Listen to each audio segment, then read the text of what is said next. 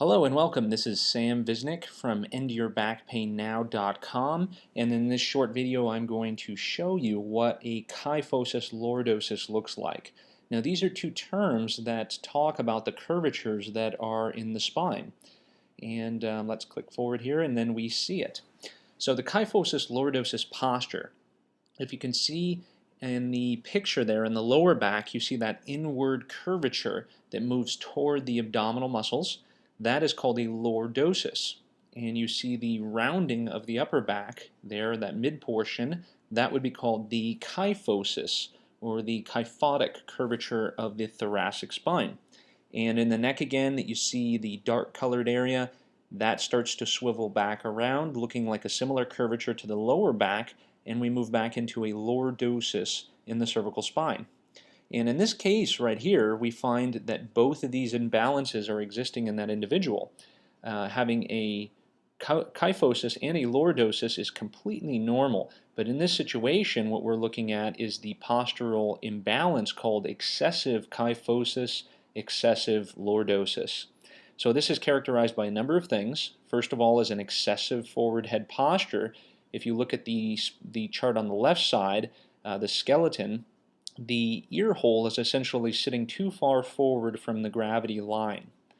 And the excessive thoracic curvature, you see that the curve in the upper back is too rounded. It should be much straighter, and the center of the shoulder, the bone in the arm called the humerus, should be lining up right through the center of that gravitational line. And you can see that the shoulder blade is sitting too far back and tilting forward, and it should be more vertical. The excessive curvature in the lower back, there's too much curve. A normal curve is 30 to 35 degrees, and let's say, for example, that curve may be about 40 degrees. Anterior pelvic tilt, so the pelvis is tilted down and forward, and the knees have a tendency to be locked out. So the center of the knee from the side view should be through the center of the gravity line, and you can see in this case it's behind it. So a few common muscle imbalances that are frequent this type of imbalance or this type of posture is you see all the dark zones are the muscles that are tight. So in this individual with the kyphosis lordosis posture, the tight muscles are going to be the muscles on the front of the thigh, which are the quadriceps, the muscles that flex the hip called the psoas muscle, the lower back muscles, the extensors, and a muscle called the quadratus lumborum, and the extensor muscles of the neck, the muscles on the back side. The muscles that are going to be weak are the opposing muscles to these tight ones.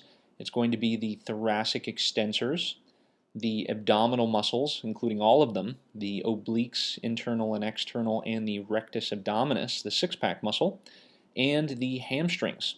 And in this case, the glute muscles, the butt muscles are going to be weak as well. So that pretty much sums up the kyphosis lordosis. Hope that helps you out a lot. And be sure to visit endmybackpain.com for more information.